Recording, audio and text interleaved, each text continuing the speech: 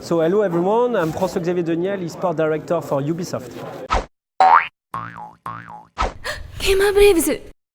So it's something that we are working on right now. So you know that the game and the studio was implemented to Ubisoft last year. So we have a world championship going for Brawlhalla coming in a few months. So right now we are working on how we want to develop Brawlhalla as an esport title. So it's taking time because we need to think about the game and everything, but definitely it's something that will come shorter. We did some tests in Europe last week in Paris. We have some great tour in US for Brawlhalla, and let's see what happens in Asia in the future. But it's an interesting project because it's a new approach of esports, so interesting.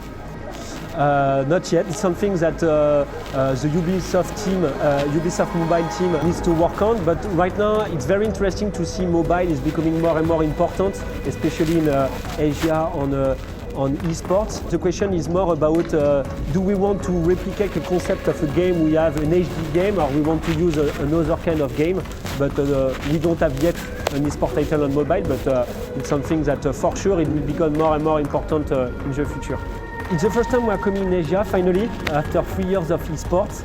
But it was the right time because for me, what's happening in Japan right now for the game is very phenomenal. Really, the game is a tier 1 title on esports, and the idea was to reward the community in Japan who are present for the beginning. As you mentioned, we can fill 4,000 people in an arena in less than 1 hour in Tokoname, which is not a big city like Tokyo or even Nagoya, which is closer. But it's a proud for us. It's a huge step in terms of development, but it's just the beginning. But for me, it's a good message sent to everyone that Asia is becoming more and more important for Rainbow Six. For me, there is a huge potential in Southeast Asia, definitely. We have Aero Wolf here today that is a good ambassador for the region.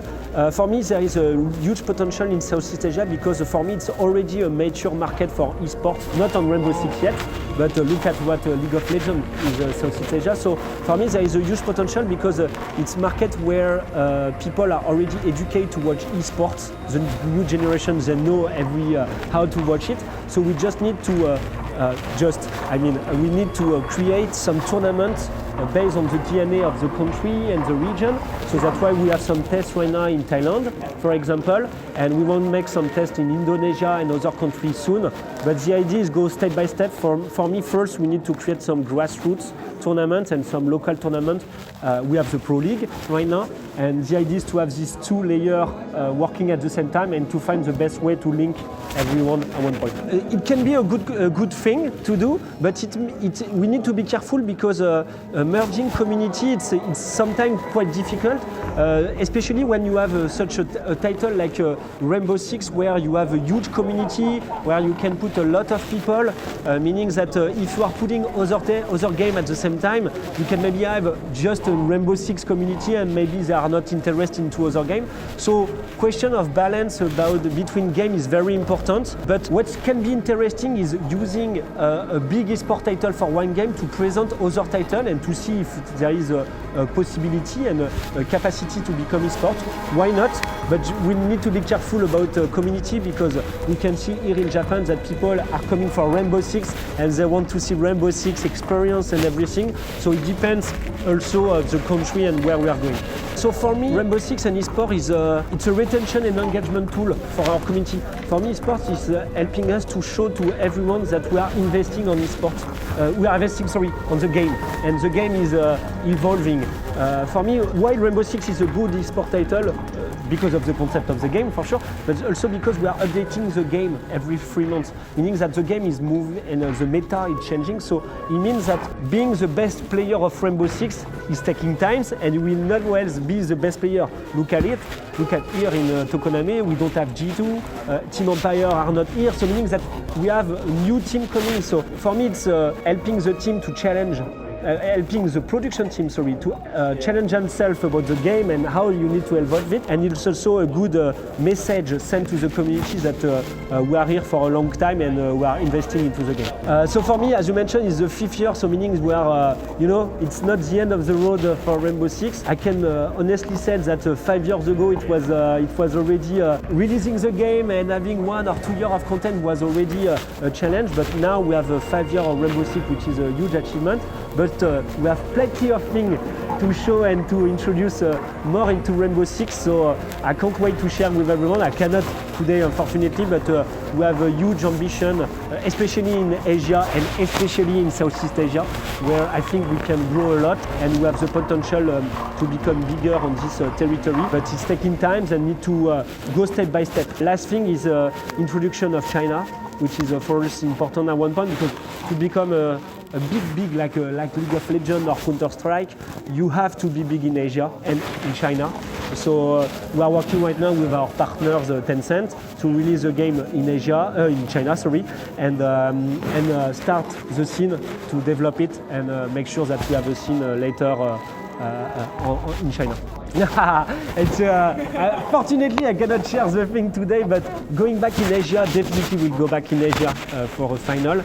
What I can say is we are carefully, and that's why we are taking the time to define where we are going in terms of final, because it means something. Because it's a reward for the community, as I mentioned, but it's a good step to develop the country. So we need to balance when is the right moment. Going too early in a country, maybe it's not good because you cannot fill the stadium, or maybe it's too early, maybe it's too late. So it's the right moment. So we are working right now where we are going next year, but what I can say, definitely we are going back in Asia for a final because it's an important region for us. So we have what we call the pilot program, which is a revenue share initiative between the team and Ubisoft. So today in 2019 is the second version of the pilot program. So we have 14 teams in the program where we created in the game uniform, weapon, charm, headgears with the color and the image of the like Fnatic or Team Liquid or FaZe, for example.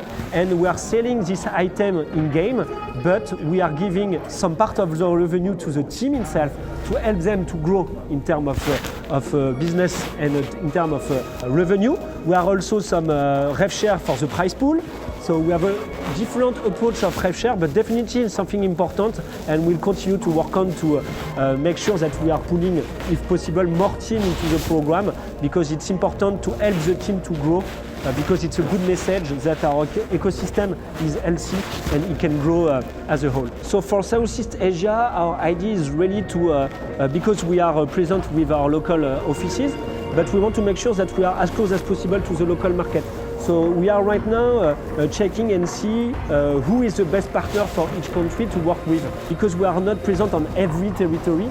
So let's see how we want to use Southeast Asia as a laboratory to make sure that we can test some new model, some new partnership, but for sure we'll support local partners if they want to produce some Rainbow Six tournament. But it will be case by case between the country, because it can be very different between Southeast Asia. But definitely we want to invest more, definitely. Hey guys, if you like our content, do like and follow our page. Also, select See First to get the latest game news and updates. Don't forget to subscribe to our YouTube channel and select on the notify button to get notified to our latest gameplay trailers. Don't miss out!